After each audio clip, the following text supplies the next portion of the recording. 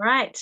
Welcome everyone to today's session, 11 a.m. on a wonderful sort of sunny day in Brisbane where I am, and I think the Vision 6 team as well. We are going through a very important topic, secure email and SMS marketing, and we're doing it with Vision 6 today. Now, I have specifically invited Vision 6 to talk about this topic, apart from the fact I'm a fan of Vision 6 and have been for many years as a Queensland and Australian-based business, if you didn't know. Talking to Matthew about Vision 6, Matthew Myers, our lead guest today, getting to know Vision 6 and where it's up to and what it's doing into the future is really super exciting to me. And the reason I think email and SMS marketing is such an important topic to cover with you guys learning digital skills for your business is email marketing and in going to SMS marketing, very important, are still amazing ways to connect with your customers, but also how to nurture potential customers. And we talk about this, I know I talk about it constantly in advisory sessions. So I thought it was really important to cover this with the level of detail you really need these days, not just the pretty, put an image here and there, but let's really get into why it's important and what's happening in this space. So if you're not familiar with this program that you've registered for today, that this webinar is a part of, it's called Digital Solutions. Digital Solutions is an Australian government funded initiative, and it is all about teaching you as startups, as small business, as micro business, as growing ventures, really how to take advantage of the digital tools that you can be using in your business.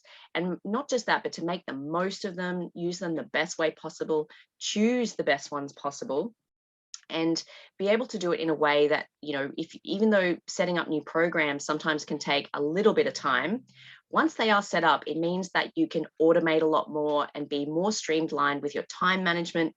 And that means you can do more work, you can earn more income, you can grow. So very important topics.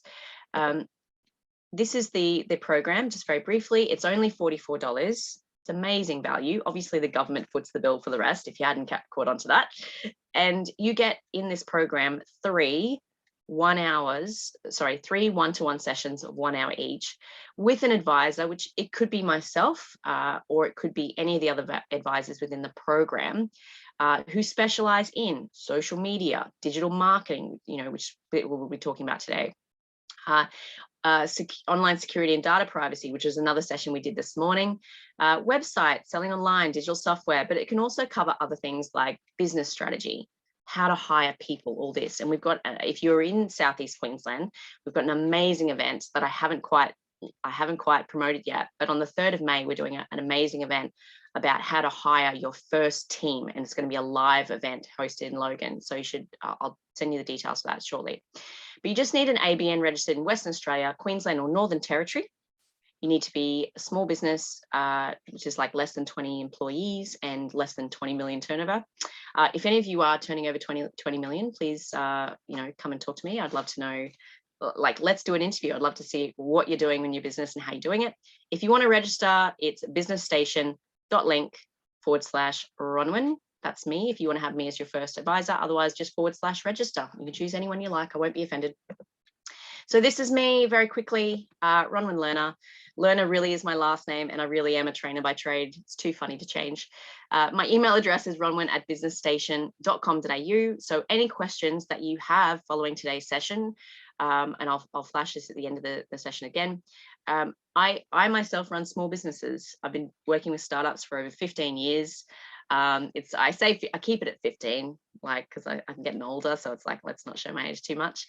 But I absolutely know exactly what you're going through, and that is the main reason why I've asked you here today to talk to these amazing people from Vision 6. So again, apologies, the camera is a little bit off today, but we've got Matthew Myers, and I hope I'm going to pronounce these right because I've only been calling you by your first names, I realized. Matthew Myers, Kath Usable, and Andy Pomensky are here to talk to you about this wonderful program. Matthew, of course, well, actually, maybe I'll just let them introduce themselves, shall we? So let's get straight into this. I would love to know from you guys, and maybe this is a chance, Matthew, for you to tell me, your story. So when I talk to startups, when I talk to businesses, one of the biggest things I always want to know is, working in the startup space is, how did you start this business? Like, what was your thinking here for, where did the idea come from? How did it come about, and all the rest? Like what is the background to Vision 6? Please let us know. Okay, thanks, Roman, for that very flattering introduction. And hello, everyone. I'm Matthew Myers, CEO and co-founder of Vision 6. This year, it's actually our 21st birthday anniversary. So we've been around for quite some time and seen a lot. And I think if one thing to take away, we've built quite a resilient business, which I'm sure would make a whole other webinar at some other point in time. So unlike Roman, I'm going to show my age. Back in the late 1990s, to answer the question about how we came up with the idea, we had another company called Video Online. It was a video streaming company, and for my sins, I was tasked with encoding videos for businesses and displaying them on the web. And back then, if anyone can remember, we had, I think, 56v90 modems. So that was a lot of fun. But what we quickly realized, we grew to about 1,000 videos that we were streaming and hosting on behalf of businesses in Australia predominantly, is that whilst the customer was happy to display it on their website, they were saying, now we want to send that video to our customers. We went, okay, that's cool. We'll create what we called back then digital brochures. And we created those in HTML and sent them to the customer with a link going off to their website where the video was for them to send out via the platform of the day, which was Outlook. And I don't know if anyone still uses Outlook, but it has a lot of inherent challenges. And from that point, our customers were great. That works well, except for the fact that if I try and send more than 10 emails at a time, my ISP shuts me down because it was considered some type of scam. And then all the other problems arose from us creating this additional sort of service that we offered, in that, but Outlook doesn't segment my customers very well. It doesn't do list management very well. I can't track my email. I can't do any of the things that they started to realize that they needed, which they didn't know at the very beginning. They just wanted to communicate with their customers and engage them. So very short story on Video Online. We believed that we were the YouTube, but well before our time. But we went to raise some money in early 2000 and had the prospectus created, and we were about to roll that out. But of course, in March 2000, the .com bubble bursted, and so did Video Online. And being very passionate and dedicated as an entrepreneur, we went, oh, well, that's not the end of the world. Let's create another internet business. And that's where Video Online was first born from. And we went about trying to solve those challenges that our customers were telling us about to end up with the email marketing SMS platform we have today. Wow, so it sounds like a classic tale of right time, right place, see a need, fill a need, and you went, yeah, we can do this. We can do this. Well, yes, we actually didn't really know exactly what we were doing, because back then, some of the challenges we ran into was that the internet was still extremely young. I mean, it seems like it's been around forever. Like, how could the world exist without the internet these days? But back then, you had to build everything yourself. So you had to build your own Zendesk, you had to build your own Stripe, and we ended up building 3 or 4 products, which included the core email marketing platform you see today. But in the background, we still have our billing system we built. We have migrated to Zendesk many years ago, thank God. But unfortunately, we do use Stripe, and we use about another 30 odd different software tools to run our business. But back then, there was only a handful. So they were some of the challenges we experienced, but we just take it for granted these days. Uber's built on the fact that they can utilize everyone else's platform and then cobble it together and make this very user-friendly, solving big pain point type of product, but a lot of it's not theirs. So. Yeah. And do you find, obviously you've been going for a while now. So do you find that some of the challenges you had in the early days, which obviously is around just a lack of products to market, a lack of tech, do you find that as you're growing Vision 6 and you're making it bigger and you're wanting to do new changes, do you face those same challenges going in with new things you want to make? It's an interesting question. Not so much these days. The internet's kind of commoditized to some extent. So If it's core to our business, we definitely build it. Otherwise, we buy it. That's why we have 30 odd other pieces of software helping us deliver the product to our customers. So not as much, no. Yeah, no, not so much. It's really competitive tensions and kind of to predict what is next, which is based, if you put the customer at the core of your business, then you pretty much try and stay in front of the curve as best you can. And that's probably more the challenge than it is building stuff or buying stuff. Yeah.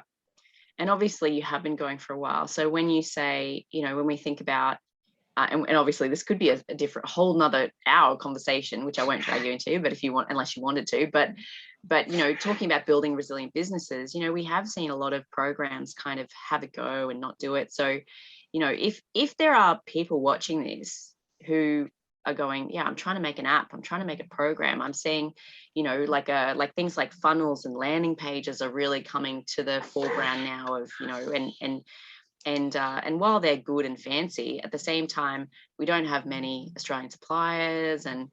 And so I'm sure when Australians look to all these big brands overseas and go, I want to try my hand at something, do you have some advice for them to sort of how do you go about it? Like, how do you play the game to make sure that your brand cuts through and gets clients and gets seen and keeps that resilience through time?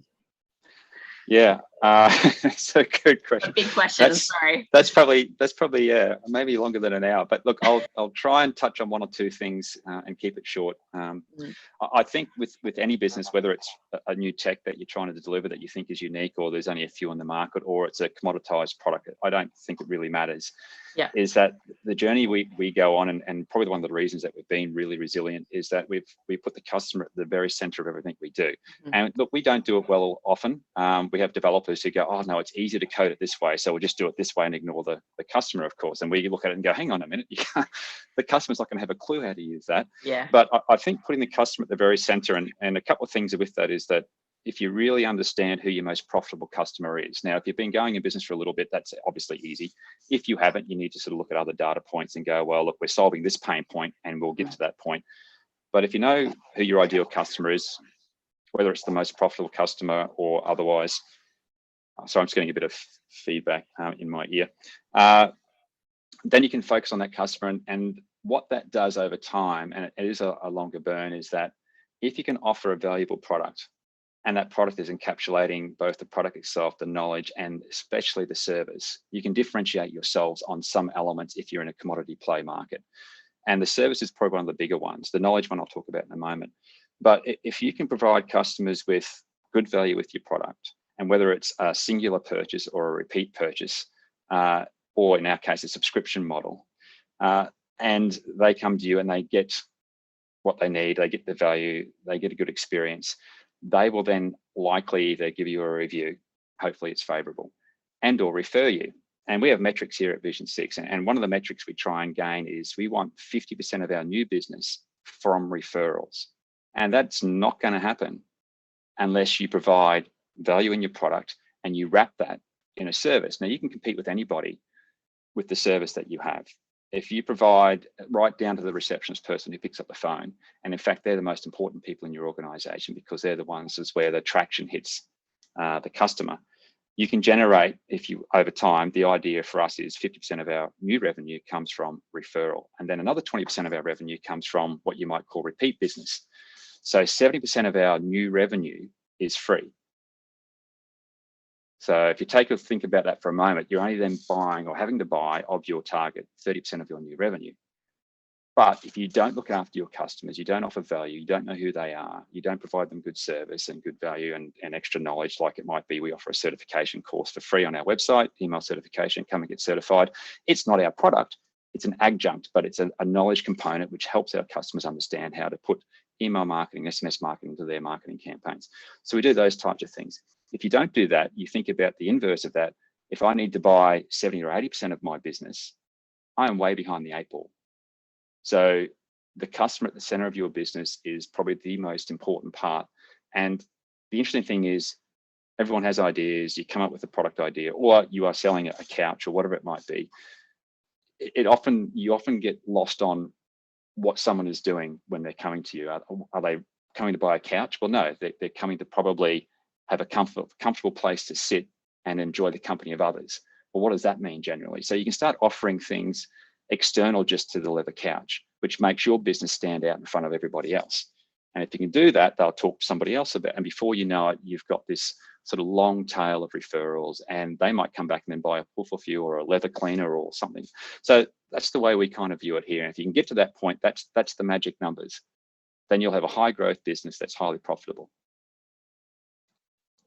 I think you're right on the money. And I think, you know, obviously I have a lot of conversations with small business, and obviously you're not a small business anymore, I would say, but a lot of businesses that, you know, seem to either be, we have a lot of referrals, like a lot of referrals, like way more than the numbers, almost 100% referrals. I've even spoken to some businesses, and you kind of think, well, you know what? I think referral is it's surely the number one indicator that you are doing it right? Like, even no business is perfect ever, but if you do not have referrals, that's a significant problem.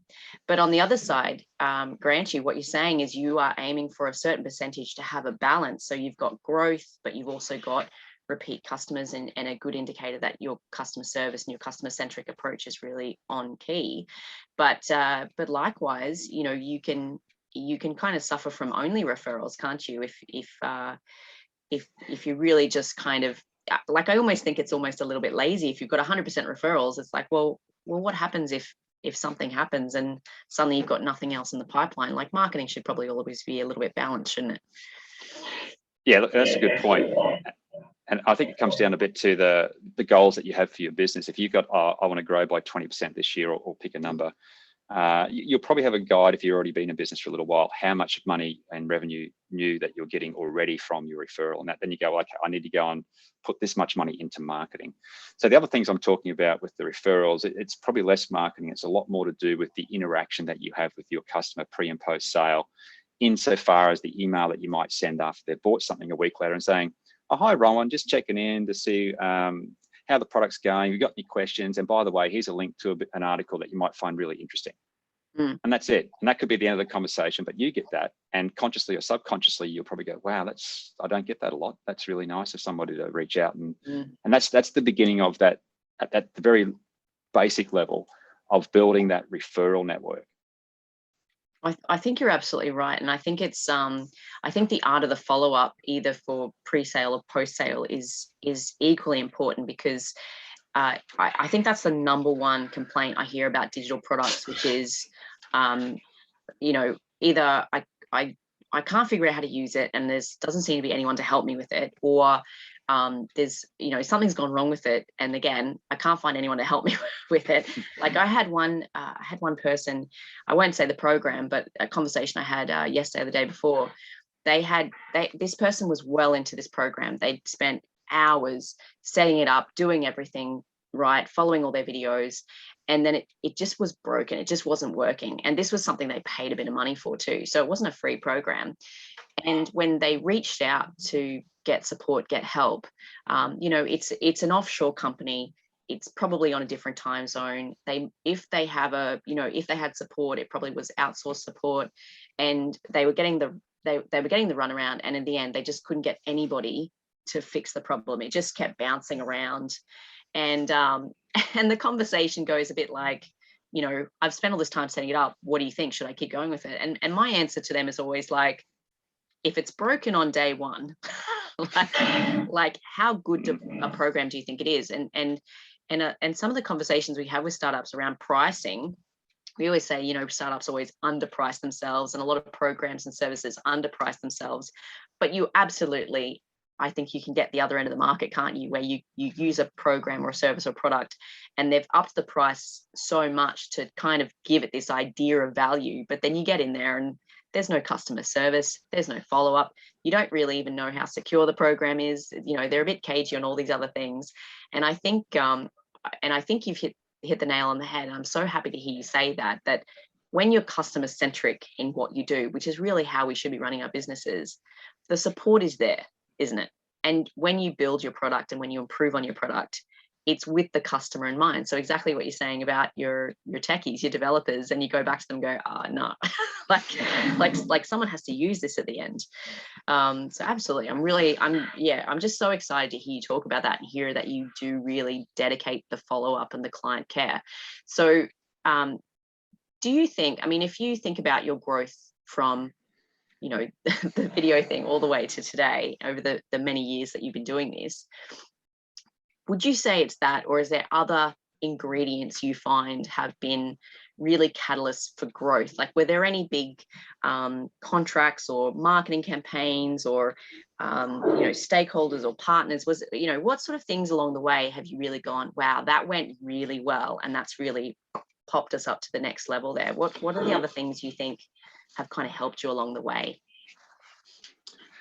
Yeah, it's a really interesting question. I think generally, if you're a small business, I'll come at it from two angles. If you're a small business or any business that's got aspirations of growing, and it's probably up to your first 50 staff, which is no longer a small business, I know, but it's absolutely critical, in my opinion, to get the absolute best people you can afford to join your business. Now, in some cases, you're thinking, oh, well, you know, I've got a growth problem. I need to get more growth. Well, okay, it sounds like you need a growth expert or a CMO or something like that. You can't afford them. There's companies out there that will give you one for 1 or 2 days a week, and you're only paying it, you know, a quarter of their salary that you might otherwise pay, but you're getting this high-powered person to come and join your organization. So I would say the other component part to the being around and being resilient for a very long time, customer centricity, and hiring the absolute best people you can find.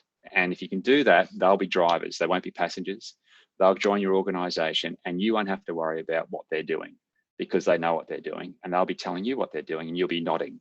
And that's the sort of person that you want. Now, obviously, there's cultural fits, and there's, as I mentioned, there's a component around what can we afford, what can't we afford. But if you can afford them, in my opinion, the people are going to make the biggest difference. Like, I always use the analogy of Usain Bolt. You might be a sole operator. He's the guy that sprints the 100 meters the fastest in the world, or at least used to.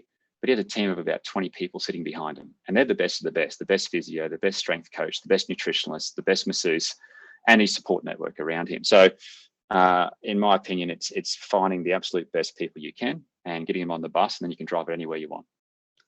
To answer the other part of the question, which was the actual question, look, we were in the right place at the right time. We persevered for many years because initially we were saying to people, hey, look, yes, you can send an email for free, but pay us some money to send an email. And they're going, why would we do that? And it was like, well, you know, here's all the benefits and the reasons why you might do that. And over time, it just seemed to be at the right time that we're in the market. We did get a very large contract at the very beginning, which was a reseller channel through a large web hosting company here in Australia. I would say that, and our focus has always been Australia, and you mentioned before. So, you know, the other peripheral things being local data sovereignty, local support, pick up the phone, talk to somebody who's a human.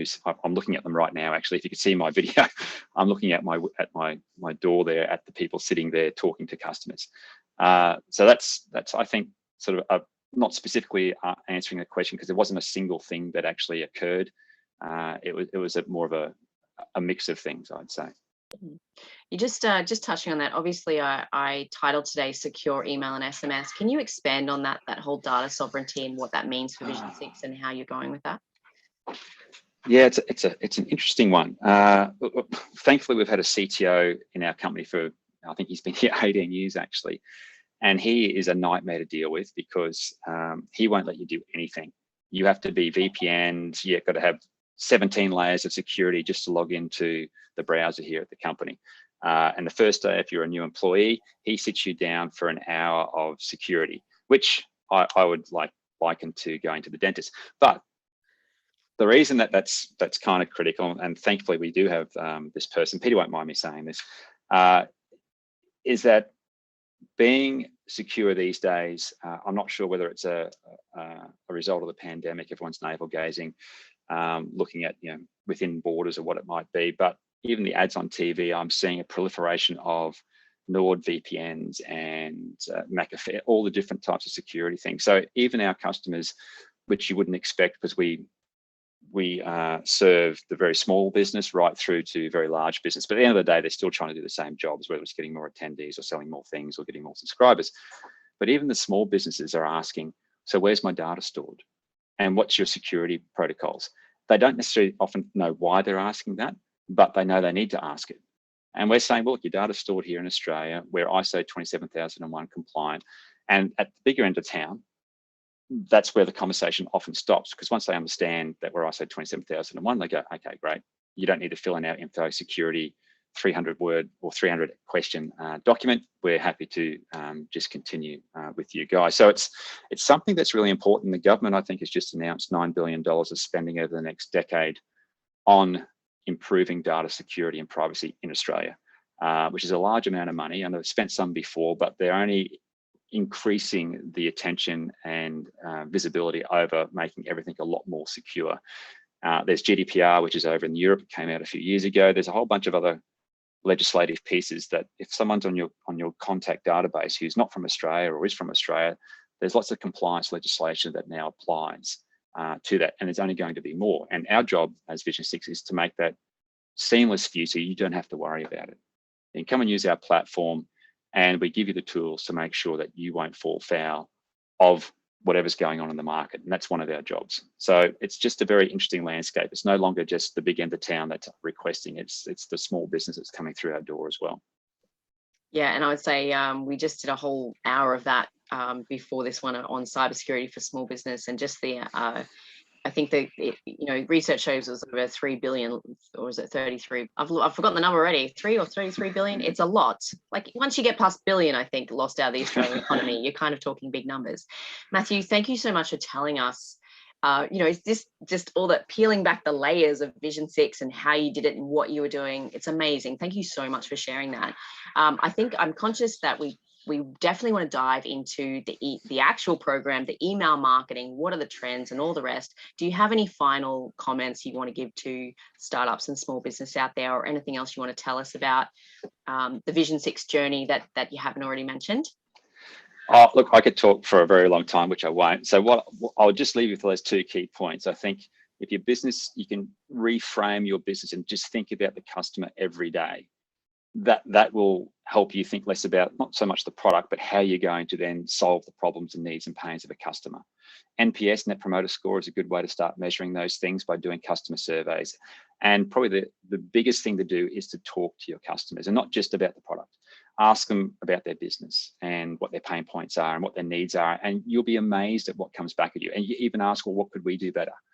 And this is the information that will keep your business in business for a very, very, very long time. And the second part is hire the best people you can possibly find.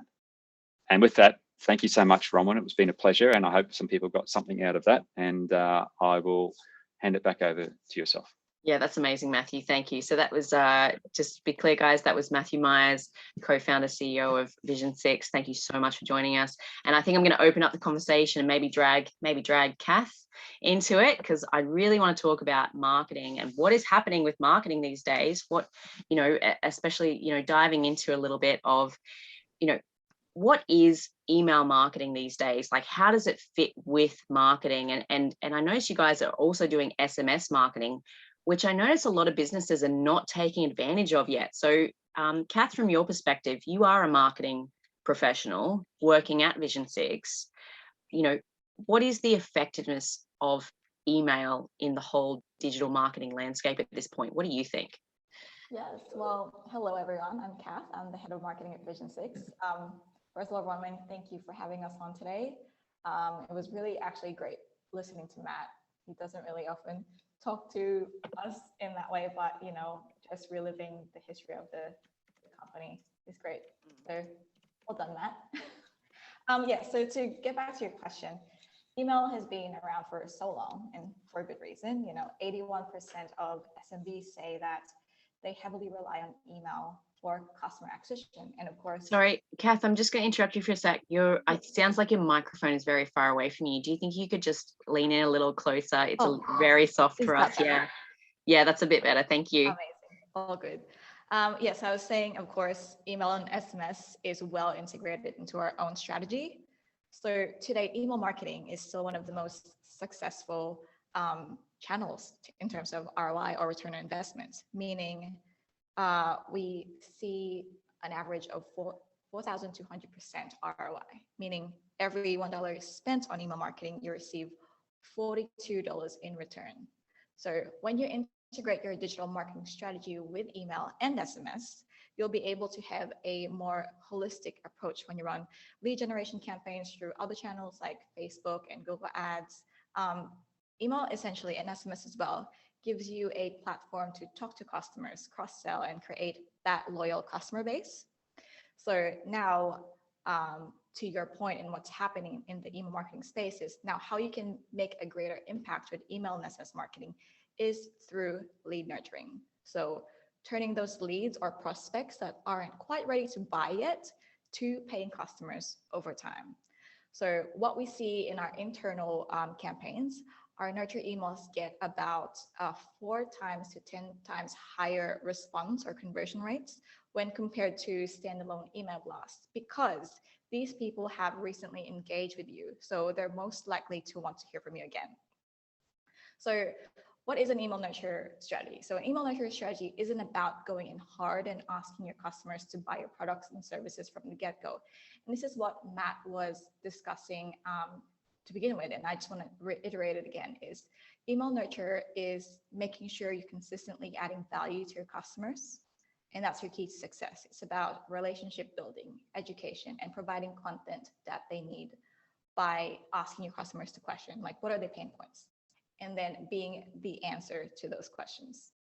So that's what I think is the most important part of any email and SMS marketing strategy, is to have that lead nurture campaign strategy in place. Yeah. So really thinking of it, when we say lead nurturing, really what we're saying is relationship building, aren't we? It's about building that familiarity, letting them understand what we're about and that we totally get them and we relate to them and they can trust us to be a service provider or a product for them, isn't it? That's really what we're talking about. Yeah, absolutely, 100%. And Yeah. I can share some best practices around it.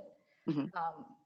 So in terms of how you can get started with lead nurture, and just to, these best practices I can kind of put into 3 buckets, which is to personalize, automate, report, and optimize.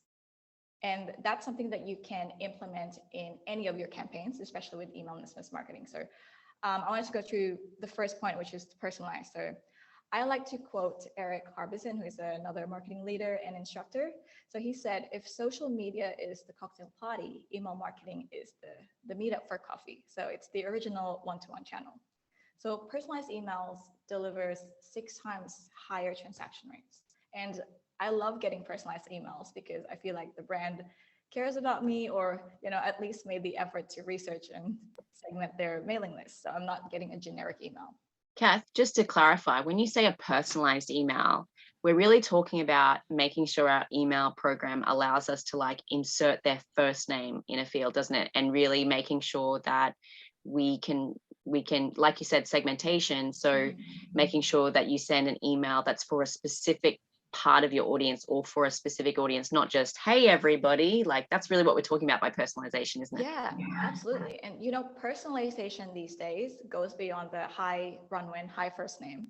You can even personalize based on their previous purchase history. So if someone purchased dog shampoo, you can now, that tells me they're probably interested in other dog products if you're running a pet store. You can personalize based on their location. So if you have events that are running in Brisbane, you only send that to that segment that are in Brisbane, because people in Melbourne probably won't be able to come to that event, or and you can personalize based on their birthday. So if it's their birthday, you can run a birthday campaign giving them 10% off something. These days personalization goes way beyond the first name, and I wanted to in that way you can segment your database by looking into what customer data you have and use that as your main tool of how you can personalize your campaigns, or give you ideas of what other promotional campaigns you can run. So in this way, people learn to trust you, and you'll be able to build a loyal customer base. You can get repeat purchases and increase referrals because you're providing content that resonates with them. Fantastic. And you said the other two, what are the other two parts? Go through them quickly. What were they? Yeah, automate. So automate Oh is yeah, of course. my second myth. When you have automation in place, you'll see a world of difference in your day-to-day business efficiency. So automation basically gives you the ability to provide that fantastic personalized customer experience from the first customer to your next 1,000 customers. You'll be able to send personalized welcome emails, re-engage inactive subscribers, and basically send the right promotional emails at the right time. Can I just yeah, ask, yes. you know, going back to the personalization, Mhm. whenever I suggest this kind of automated emailing, or like what we would call an email sequence, or, you know, the kind of where it's like, hey, 5 days after someone signs up, send them this email. I find that the biggest worry for business owners is that I feel like that's going to, yeah, I'm not going to be able to do it to make it personal, to make it sound personal. So really what you're saying is, if you've got the right program with the right tools where you can personalize all those amazing little fields and filters, you can absolutely personalize automation, can't you? Yes, for sure.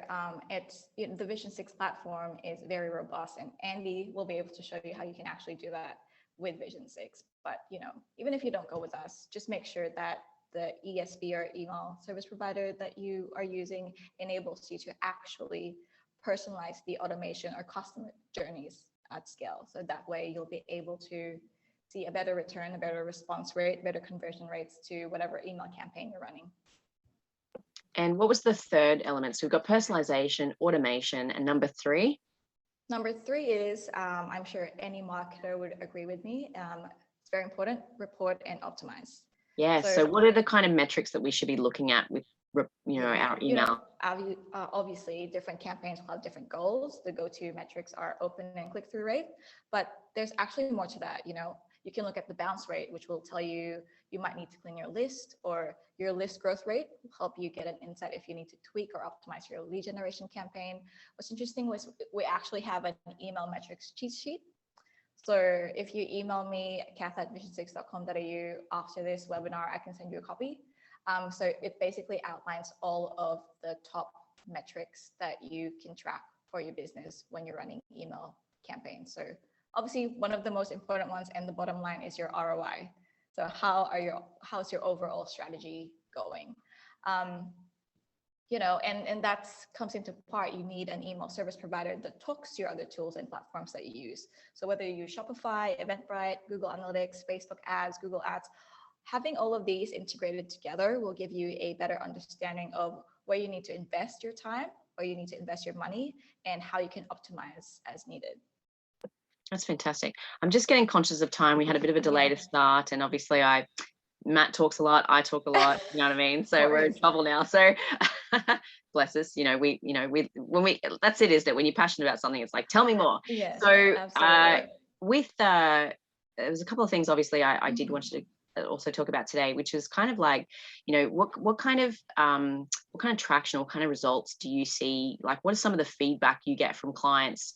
Because you've said there's absolute statistics on this stuff, but do you find clients respond to Vision 6 in this way, that it gets them these metrics and it gets them this traction in their campaigns?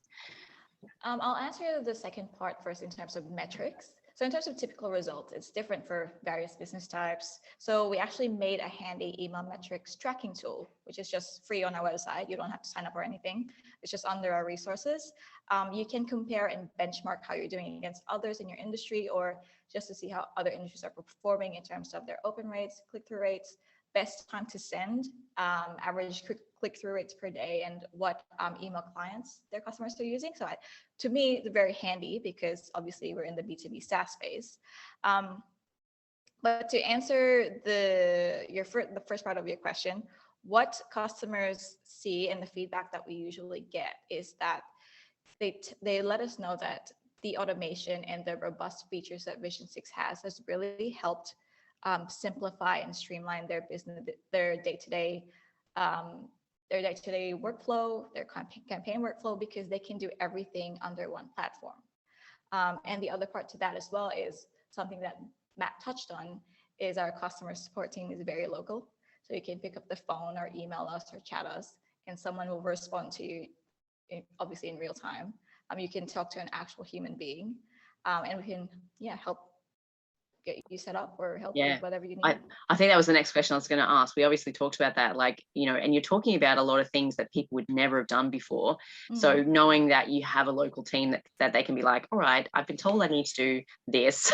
Like, how do I do that? Kath, I think I'd really love to move on to the demonstration. So, but I'm keen to know, is there anything from Vision 6 that you want to share that we should know about? You know, especially there's probably a lot of startups on the session today. So is there anything particularly for them that Vision 6 has like a tailored solution for, or, you know, can really help for that kind of one person setup?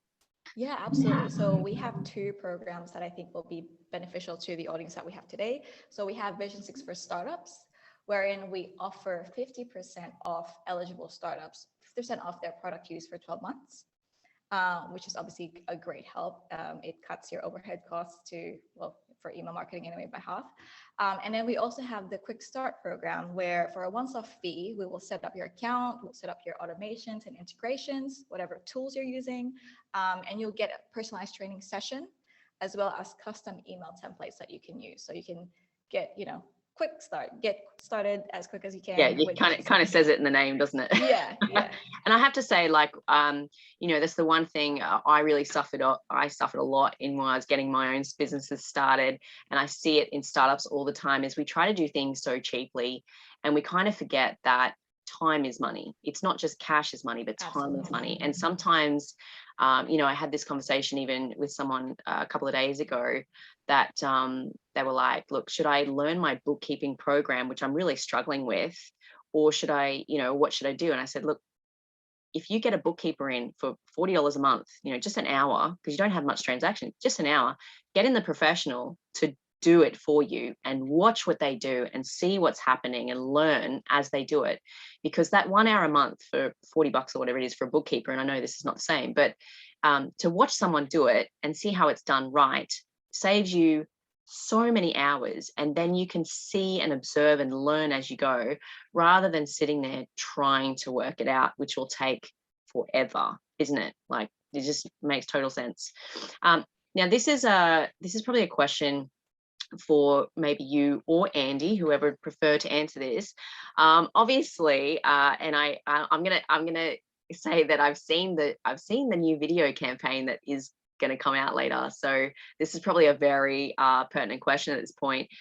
Linda has asked specifically, how does Vision 6 compare to MailChimp? So MailChimp, obviously, we know, very widely used, free program to start with, and you do have to pay for it as your business grows. You know, it's not free forever, but you know, what do you guys think? Like for people who maybe use MailChimp because everyone told them they should, and thinking about Vision 6 and the security with Vision 6 and, you know, SMS and all the rest, like how does it compare? Like, what's the difference? I'll answer very quickly. We actually have a comparison chart that compares MailChimp to Vision 6, which I'll pop into chat. But our first, there's 3 points that are key differentiators for MailChimp and Vision 6. First of all, we're Australian based. So all your data is stored locally in Australia. That's something that, you know, Matt and you touched on earlier, is that data sovereignty is something that businesses often overlooked, but it's very topical and very important for businesses to know where their data is stored, and that their providers are compliant. The second part to that is that a customer success team are local as well. So, you know, so if you need help, we are there for you, and we're on the same time zone. And lastly, our pricing is based on email contacts and send volume. So yeah, I'll pop in because I know we're running short on time. Yeah, that'd be great. That'd be great. And Andy, maybe you can answer this from a functional part. And I know we're going to get into, let's get into the demo now, I think. Kath, thanks so much for going through that and really kind of going through some of the things that even I kind of forget about with email marketing around that personalization, and great personalization really means that you can set this stuff up so automated and not worry about making your customers feel like there's a disconnect. I think that's super important to really understand. But Andy, you know, from a functional point of view, I've had a bit of a dabble in Vision 6, and let's maybe I'll turn over to put you as as host, and you'll be able to share your screen and your slides if you like. But you know, for me, I've used MailChimp, and then I came into Vision 6 and like, it's pretty, like, I'm not going to say it's the same, but I'm looking at, you know, drag and drop, put in your text, put in your stuff. Like, you can pretty much, everything you do in MailChimp, you can pretty much do in Vision 6, right? That's correct. Yeah, we've got the SMS functionality as well, which is of course a very important one available within the platform, and similar feature set in terms of stock photos. The email designer is nice and easy to use. There's an events component as well. And I can jump in and show you some of these things now if you like. Yeah, so I'm going to make you host so you can screen share. Yep, no worries. I'll just press my screen share button. Cool. Just confirming that's come up okay. Yes, I can see it. Yes, Wonderful. We got success. Thank you. Cool. Thank you. No worries. You might even be able to put your video on now. I'm not sure. Oh, that's okay. I'll just quickly jump through the a little bit of a structure side of things first before we jump to the product. Just some real quick stuff. Actually, just you can just pause a moment. Just for everybody who's on the live, obviously I'm acknowledging that to do this demo, we're probably going to go a little bit over time today. I'm just going to remind you that this is being recorded, and the recording will be sent to you all after this. And I would absolutely encourage you to go back through the recording, pause, play, and do the walkthrough if you're interested in setting this up. But yeah, I just thought I acknowledge that I'm apologies, we might go a little over time today, but you are going to get the recording later if you have to step out right on 12 o'clock. Wonderful. No, that's okay. Thank you, Rowan. So a little bit quickly about the structure of Vision 6 in terms of how it's set up within the platform, and we'll jump in shortly and have a look. It'll become a little bit clearer then. But essentially, you've got lists in the platform, and a list is just a group of contacts that you might email or SMS. We've got some examples here: a customers list, VIPs, and staff. And then within, say, the customers list, you would have a series of contacts with different information stored about them. For customers, you might have first name, email, and mobile number, so you can do SMS sends as well, with a bit of personalization. For VIPs, you might have the same, but also what tier of VIP plan they're on, gold, silver, etc., how much they've spent. And for staff, you might just have first name, email address, and what office location they live in, or they work in rather. So lots of different abilities there to have different information stored against your different lists, just to keep them all different and segmented. And of course, as I mentioned there, segmenting, you can also do that within your contacts as well. So if we look at the little pictures there, we could create a segment for contacts with, say, long brown hair, or contacts with glasses, for example, just to use the imagery there. And then you've got messages. These are things that you send to contacts or segments. So you've got e-newsletters, blast type emails that you might send out to your whole list or a large group of contacts. Welcome messages, which you might send as a result of someone filling in a form. And that's one we'll go through today. As SMSs as well, that's available there too. So special offers and things like that. Similar to the one Matt mentioned, you might buy a couch and then a month later get a reminder to say, hey, would you like some more leather cleaner or something to go with your couch as an automated email. I'm conscious of time, so I'll quickly go through some of these as quick as I can without skipping too much of the important stuff. But what we'll cover today is we'll make a new list within Vision 6 to collect the names and details of people who are interested in attending our cooking demonstrations. Then we'll go in and customize the form attached to the list. This is the form people will fill in to join that list. Then we'll make a quick email and SMS message to send out to the list as part of an automation. So the email will be sent to them as soon as they fill in the form, and the SMS will set it up so it sends a day later. Of course, you can use Vision 6, as I said, just send a bulk email out to a whole group of people, but today we'll do some automated ones. Now I'm just using a Vision 6 free trial account. If you wanted to get one as well, jump onto the website there, vision6.com.au, and sign up. You will also get a little account like this, very similar to mine. And this is what we're going to go through today. And we'll start off with making a new list first. And this is to collect the details of those interested in our cooking demonstration. So I'm over in lists and forms, and you've got a few options here. If you have an existing list of contacts, maybe from a database or another program, or even your MYOB or QuickBooks accounting software that you want to start emailing, there's an import function. So you can point to that spreadsheet and import those contacts into Vision 6. But let's say you are a startup, you don't yet have a list of contacts, and you'd like to create one. And with this, we can make a little form that sits on our website, and people fill it in and join our list as a result of filling it in. So we'll start there. Now, we like to make things easy for you. You've got this little pop-up window here that allows you to choose the type of list you'd like to make. So there's some great preset ones in here for different industries. And this will automatically create the fields or questions almost on your form for you.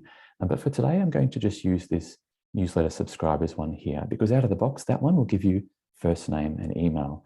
You can always add fields, of course, as well. So now that it's made that list for us, we can now go and edit the information and create a form for it.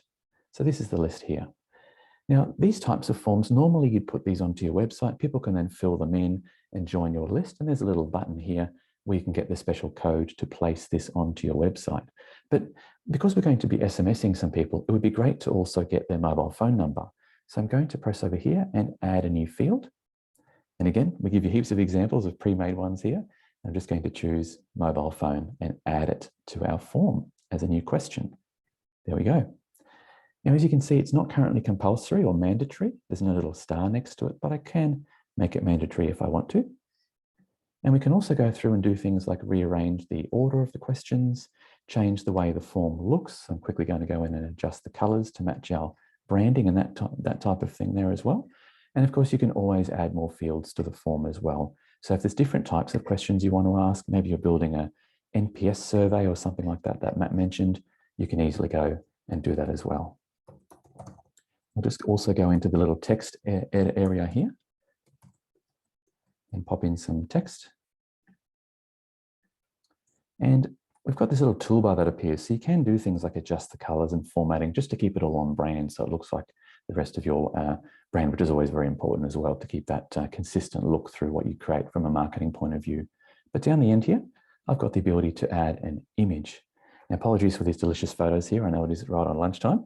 But what we've got here is when we click the button to add an image, it opens up this library here. And I can use the upload button on the top right to put my assets, logos, and other things into Vision 6 so I can use them in my emails and in my forms.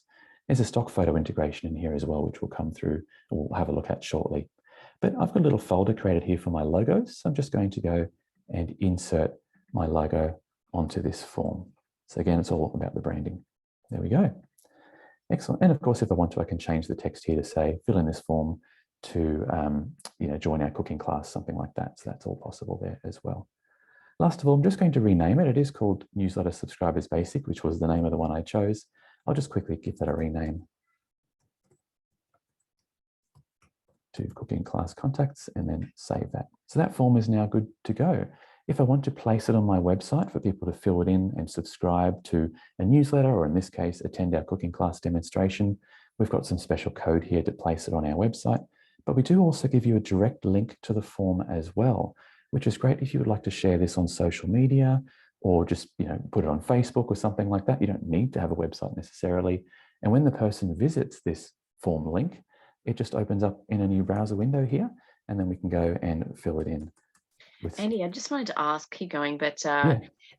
That's a really great function I haven't really seen. I mean, it's probably in other programs, but I hadn't really seen it. And I just thinking I get a lot of course creators through, and just the idea that you could make a form here to collect details about people who want to join your online course, for example, and put them straight into your email list for when that course is launched, and that just looks super easy rather than going through rather than getting another program and more tech and everything.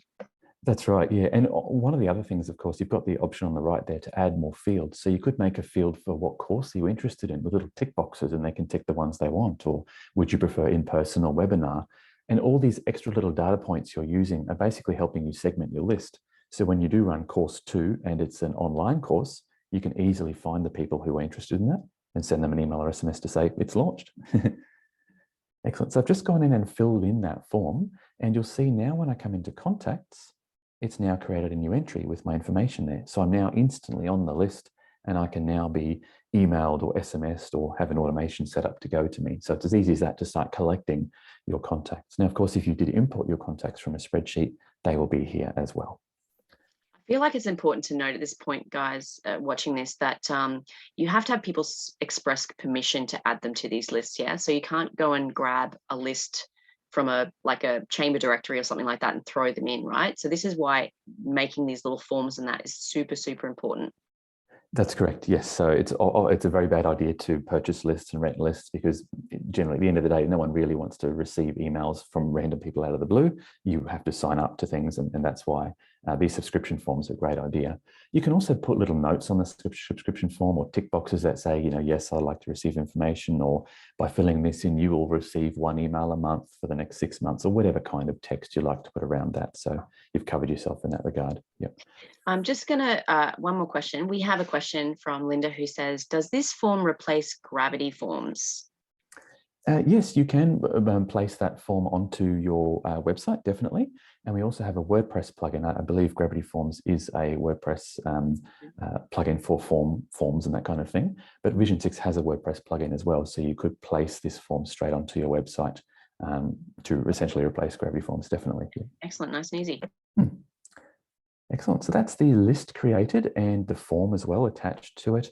And we've now going into the messages area here to quickly begin building our email. Now, I'm only going to build a simple email today because I'm conscious of time, but I did want to show you what you could do if you had a little bit extra time. So I've got an email here I've created with a nice banner, introduction, some columns there, and then store map and contact details. And as you can see, I have added in some personalization here in the introduction on the button. That's great for getting people to click stuff, put their name on buttons, and in the subject as well, I've popped in their first name. So several sets of personalization there, which is great. If I jump into new message on the right, this is where I'd like to build a new email message. And it comes up with this template gallery here. There's hundreds of templates in here you can have a look at. These are all provided with the package. And just sort of have a look in there, pick the one you want. You can change everything about it, colors, pictures, logos, etc. And today we're just going to quickly start from a blank one, only because the email we're building is not overly complicated and doesn't have too many sections. It's just a thank you email, essentially. So now I've got my literally blank canvas open there on the screen. This is our drag and drop editor, by the way. So on the right, I'm going to maybe start with an image and drag that in and drop it onto the page. And now I can double click to choose what image to place there. And this is the same files and images gallery we saw before in the form area. And I'll just quickly touch on the fact that there is a stock photo integration as well if you need it. About 3 million photos in here. Again, sorry to make you hungry, but if I search for food, for example, to match with our theme, you've got different photos you can use here, and you can crop them directly from within here. You don't need to go to Photoshop or another program. If you want to, crop out the top and bottom of the stock image, you can do that too. But I'll just quickly pop in our company logo at the top there, maybe a little bit of padding around it just to bring it off the edge of the page. Next up, some text might be great. So I'll pop in a text component and drag that in. And I do have some text prepared earlier here, as they say, to save you watch me type it all in, and I'll just paste that into the email. And the little floating toolbar that we had before has once again appeared here as well. So we sort of keep it all consistent and easy to use. So I'll just quickly go in and adjust the font formatting and things like that. Now you'll see here I've left a space where we can put in the person's first name. So I'll just remove my little reminder there. And we call these things wildcards. And you'll see on the menu, on the floating toolbar, sorry, there is a little wildcard drop down. So we just come in here and choose which of the 3 fields from my list and from my form that I would like to insert. And of course, in this case, it will be first name. Now there is definitely the possibility sometimes, especially if you're uploading data from another system or some other package, sometimes the first name is blank. So rather than it say dear comma, which is a little bit awkward, you can make it fall back to say dear reader. This will only display in instances where you don't have the person's first name. So it still reads nicely. And last of all on this screen here, we've got the ability, of course, as you would expect, to add links in as well. So say we wanted to make that 1st of June a link where the person could save this into their calendar as a reminder. You've got the option here to do an add to calendar, and they can then save it into their calendar so they remember to turn up. You can, of course, also link to a Vision 6 form. So if you have made a survey form, you can make all kinds of different forms in here. But if you have made a survey form in the form section, you can easily link to it here. Or of course, you could just link to a normal website or a Facebook page, something like that.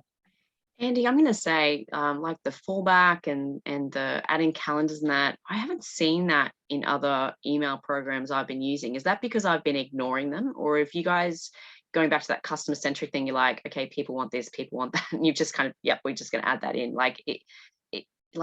Is this, how do I say this? This is kind of standard stuff because I feel like I've never seen some of these before. Yeah, there's certainly a sort of a mixture of different features and things that the different packages have, but it's one thing that, again, being that customer-centric focus in everything we do in terms of how we even build the software and how easy it is to use, is that putting the customer first. You know, if it's all about your brand and the way you're perceived in the market, as Matt said. So if you're sending out an email that doesn't gracefully fail in inverted commas because you didn't have their first name and it just reads dear comma, that's not a good look. You'd be surprised how many times I get sale emails from online stores and it just says dear comma or hello, you know, something like that. So we've built in these little things to always give you a plan B or an option B, because, you know, data's not always 100%. There's always issues with data sometimes, and the systems you might have used to collect data in the past. So we've always put these little things in there to always make sure that there is a way for it to still read nicely if you don't have everything you need to make it the most amazing personalized email. Yep. But yeah, good point. Excellent. I've just also dragged in a video there really quickly. Sorry, a video component. That was just this one here. And the great thing about this is the video can be hosted anywhere, but if it's on YouTube or Vimeo, as the logo suggests there, and we grab a video link and put that in, it goes and gets the thumbnail from YouTube or Vimeo for you. It also puts a play button over the top, which you can customize the color and look of, again, all to match your branding and keep everything on brand. So what used to be a 5 to 10 minute job in Photoshop or something like that, to grab an image, put a play button on it, save it, put it in Vision 6, link it, do all that, is now about 5 seconds, so much quicker. I've done that a few times. some dodgy looking play screens, but that's great. I'm so glad you're showing the video, because like I've been encouraging a lot of people to do this, which is like, you know, modern day email, people want video, and to be able to just do a quick 2-minute video, load it up onto YouTube, throw it into an email with a bit of a message, and off it goes. It makes really rich reading, and it makes people want to look at stuff, doesn't it? I think that's such a great idea.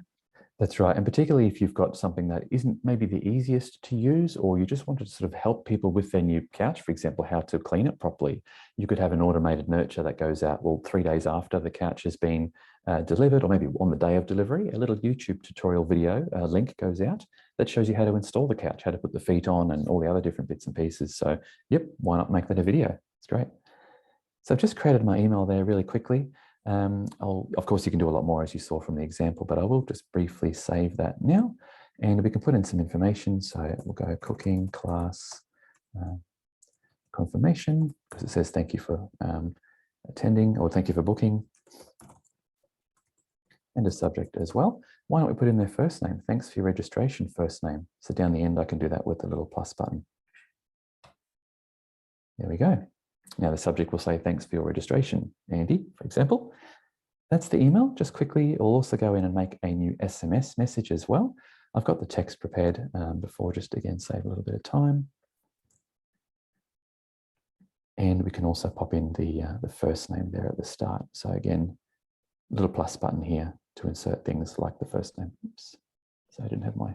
So if I had, for instance, I've got this huge event on 3rd of May and I'm keen to follow up on that. So this would be a great way to just use a different medium again, like, because if people ignore their emails, they're swamped with emails, they've got spam emails, and we're showing, you know, like we're showing them how to cut through with email, but at the same time, having that also that other element of SMS straight to their phone, like such a great idea, isn't it? Even if it's just like, hey, you registered for this, don't forget.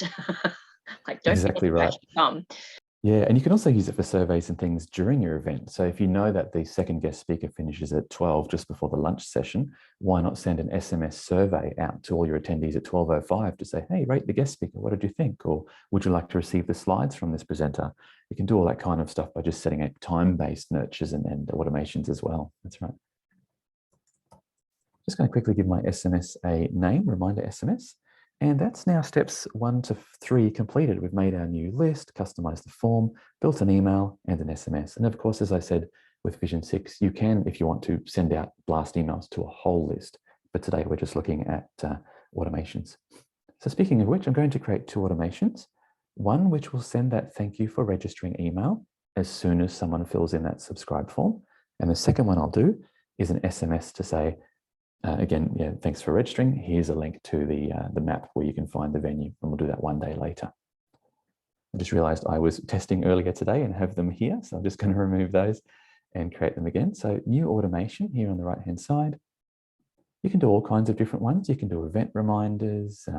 You can send that nurture series, which again is great for sending a couple of videos if you've got a new client who signed up for something. This is also great if you wanted to maybe send the user an ebook after filling in a form, or some course information after registering their interest, that type of thing. So just to be clear, these automations, you can do these with SMS or email, right? Yes, we treat them as the same thing, which is great. So you don't have to go to a different section or anything like that. It's all built in the one place. Yep. So quickly go and create my own. The first step is, what's the trigger? So what should Vision 6 listen for when the automation kicks off? In this case, it's the subscribe trigger, because someone is subscribing to our form by filling it in. Step 2, which list are they subscribing to? In my case, it's going to be my cooking class list. Step 3, when they subscribe to this list, what are we going to send them? It will be that email I made a few moments ago called the confirmation email. And if you're not sure, there is a little preview button there, so you can just double check it. And when should it send? Straight away. And click save. Done. So now whenever someone fills in that subscribe form, they'll get that email. But one more, if we wanted to, we can do the SMS as well. Create a new one. Subscribe. Same form as before, sorry, same list as before. And this time, instead of choosing the email, they've already got that one. We don't want to send it again. We want to choose the SMS. And as I said, we kind of treat them the same. They're in the same box. You don't need to go to a special section to do that. So we'll go and pick that one there. And this one we'll send after 1 day and save that. So that's now running. If I fill in the form, I'll get an email straight away and an SMS in 24 hours. And you could test that yourself by filling in your own form and wait for the SMS and email to come through. That's so easy. I'm going to just share, someone asked earlier, how does this compare to MailChimp? I've tried some of the automations in MailChimp, and honestly, not to say anything bad about them, but it was kind of a nightmare. And then I got my VA, my virtual assistant, be like, can you go in and make this, this 5-step follow-up or whatever? And she came back to me and she's like, I can't get it to work. I've called them up. They said I can't do it that way. And it was just this whole back and forth for like 3 days before I just had to abandon it. It was, but watching this, I'm like, you literally, what was that, like 10 minutes and you've set it up. I mean, obviously you had the text all pre-done and that, but this just looks so easy and intuitive. You know what I mean? Definitely easy to use. That's what a lot of our customers tell us, which is great. Just one quick last thing, of course, as Kath mentioned, there's always that reporting and refinement part of any marketing campaign you do. So if you're sending out emails from a program that isn't like Vision 6, how do you know if people are opening it and clicking? I mean, what are they doing? There's no way of knowing if your emails are even getting to the people. So there's the report component as well. I'll just quickly open up one that has a little bit more data inside, this one here, just to show you the reports. So you can see things like the delivery rates, opens, unopens, who's clicked on what, when, how many times, whether they unsubscribed, and this is all handled for you automatically. Unsubscribe is all automated, which is nice and easy. But this is granular too. So I can click on any of these icons and see who has not yet opened my email. And we also have the ability in an automation to say that if someone hasn't opened your email after a week, follow it up with an SMS. Now, I can understand that might be annoying for some campaigns, but if it's something quite important, like a reminder for come and visit the accountant or something, and they still haven't opened that email with a booking reminder, an SMS would be great in that aspect of automatically sending it if they don't open. Just to that, obviously, open and click through, this is kind of where you can see it. And maybe this is a question Kath can chime in on if she's available, but what is a good open rate? Like if obviously we talk about these things where try an email, see how it goes, and then see what you want to tweak further. Do you know what I mean? And so what do you feel, if you were to look at some data, like what do you think is a good open rate? Like 50%, 30%? What should people kind of expect when they're getting into this? I can quickly chime in. Yeah, it's really hard to say, as Amy mentioned, and as I mentioned before, it's different for different business types. So, I would refer to our email metrics tool on the website again, just to see how you benchmark, how you compare with different businesses in your industry. For us, it's around 40%. That's our benchmark. For our B2B, yeah. Our customer base is other businesses as well. And the other part to that is, I don't want to digress too much, but open rates is probably not the most accurate measure of success now, especially with Apple's data privacy update, with the iOS 15 update, because I don't want to get too into the nitty gritty, but right. I would focus on other metrics like CTR, bounce Click rate through and rates, your yeah. ROI. Mhm. Yeah. Yeah, More than open rates, but it is a good measurement of how your subject lines are performing. Mhm. But I wouldn't say it's something that you should put all your Right. eggs in that Exactly. basket. So yeah, so you've really made a good point there, Kath, which is with all these metrics, they do kind of measure something at each step of the process, don't they? So if an open rate, like you said, it really is a measure of what your subject line is. And if your subject line is really boring or uninteresting or it's not capturing their attention, the open rate will be low. But then if you have good low open rate, but then the click-through rate is low, then you can sort of go, okay, well then the content probably needs a bit of tweaking. So all these measures kind of go towards making it all better at each step of the way, don't they? Yeah, absolutely. It's a gateway to, now you can look at your website visits, your purchases, revenue generated. You know, it's a proxy metric to what we need to look at along the way. Cool. All right, Andy, how are we going? Is there anything else that you'd like to show us today? And just one more real quick thing, probably about 10 seconds to go. Just on the reporting as well, a lot of people love this, so I thought I'd quickly mention it. It's a great visual way, we call it the click map, a great visual way to see how your email is performing in terms of clicks. So rather than just have to trawl through a report and see, oh, what link was attached to the red button again? Here you can just go, oh, well, here we go. Not many people clicked on this image of the book here, only 5% did, but on the buttons work really well for conversions and click-throughs. 18% of people clicked on the button. So you can visually see what people are doing with your email from a click-through point of view. But if you're sending out newsletters and they're maybe of a perhaps more generic nature, you can use this to see what types of articles and topics are of interest to your contacts, and then use that to either personalize in future or even just change the topics and the order of the topics that you talk about in the next issue, because you know what's driving interest and click-throughs from a previous issue. So some good insights from here as well. That's fantastic. Andy, thank you so much for taking us through that. Like, just watching that, I feel so confident to give this a try. Like I still have to set up another email for one of my new companies, and I'm like, yeah, this is looking good, because there's even some functions in there here that really I didn't even know you guys had. And I'm already a fan. Like, so thank you so much for that. I might just thank you very much. Yeah, no, thank you. Yeah, if I might just ask you, if you don't mind, if you could, you might have to just pass back as host to me. If you can go to participants next to my name and say make host, I think that should be able to pass it back, and we'll be able to round up the session. Thank you very much. Okay, so guys, look, this is your last chance. We're going to be finishing up in a moment. So if there are any questions for the Vision 6 team, you can email Kath and Andy at sales@vision6.com.au. Now, obviously, granted, I had to, like, they each have their own emails, but I had to ask them for like a central email, because this is going to end up on YouTube later and things like that. So they've obviously let us know sales, because that's a great entry point for the whole company.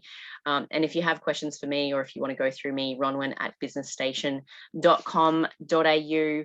We've had a great session today, learning all about the background and you know, for people who are looking to do like a startup, like what is it like getting started, and what, you know, some great lessons there from Matthew, who's run this company for a long time, and Kath on, you know, great trends in email, and Andy, just some great functions in that program. It's just going from strength to strength, isn't it? I love it.